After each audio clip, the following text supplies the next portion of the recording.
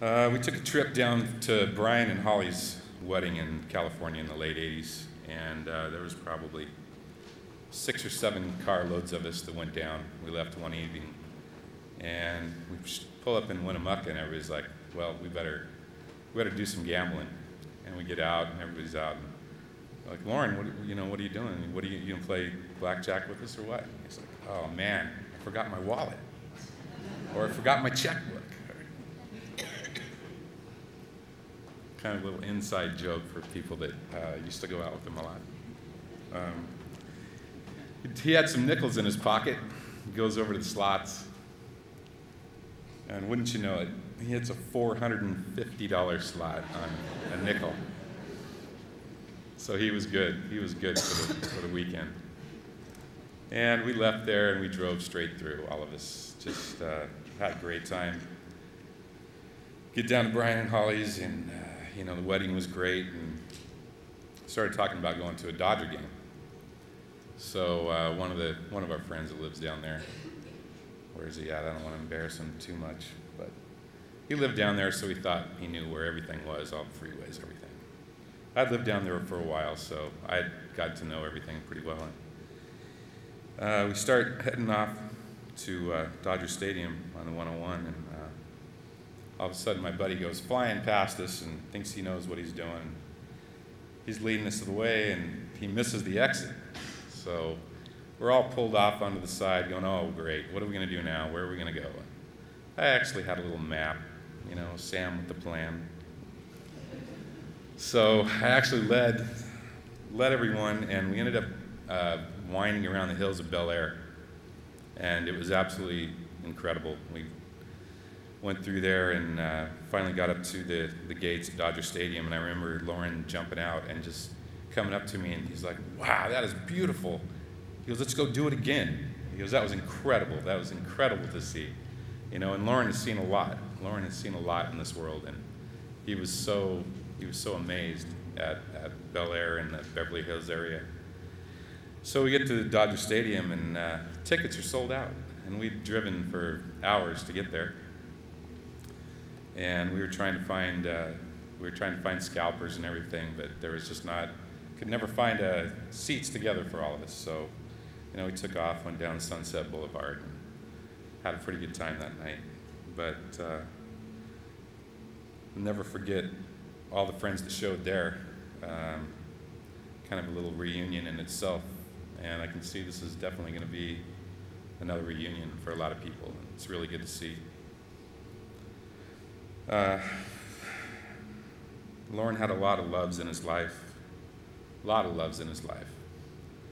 but there's a few in particular, most definitely his family, and the last couple of years, I could see that very well. The way that they would hug each other, kiss each other, and when they said, I love you, I mean, they meant it. It wasn't just a, hey, love you, see ya.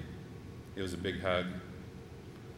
And that love was very predominant. When their mother died a couple of years ago, they came down, had her service here, not at this church, but Loren got up, and he was pretty tore up, and he kept himself together pretty well. He started talking about a story about how they got, they couldn't get to Iran where their parents were. It was Charlie and Kevin and Loren. And they got detoured over to different airports, and it was just a mess for, I don't know, it was a very long time that they didn't meet up with their parents. And he talked about being in Rome, and they're sitting there just out of their mind, not knowing what was going on, not knowing what they were going to do. They were young. And, he said that they saw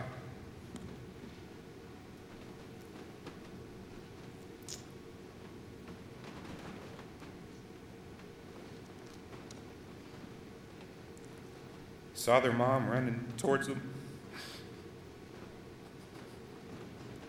And they all embraced.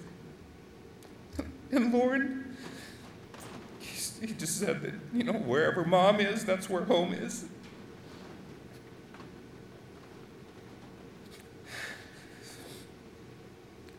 And he's with her right now, so that's where home is for Loren, was with his mom. That was always home for Loren.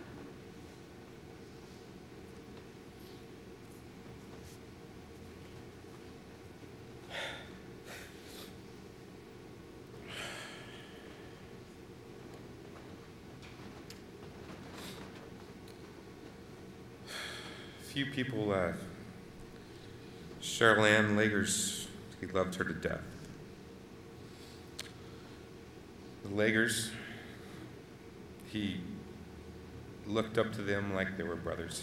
He was their brother, there's no doubt. I know he loved Mona.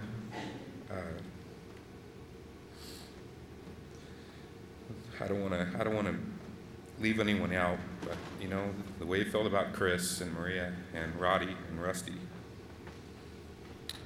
there's just no way to explain how that love and the way that he talked about you guys, even last year when he was my roommate for a while, we had some pretty in-depth conversations, and those names always came up.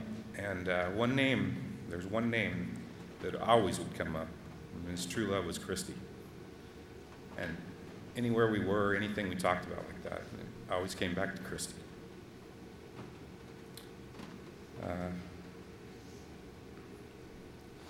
Just want you guys, before you leave here today, you find some old friends and you grab them and you hug them and you tell them that you love them, because you don't know what tomorrow's going to bring. Thank you.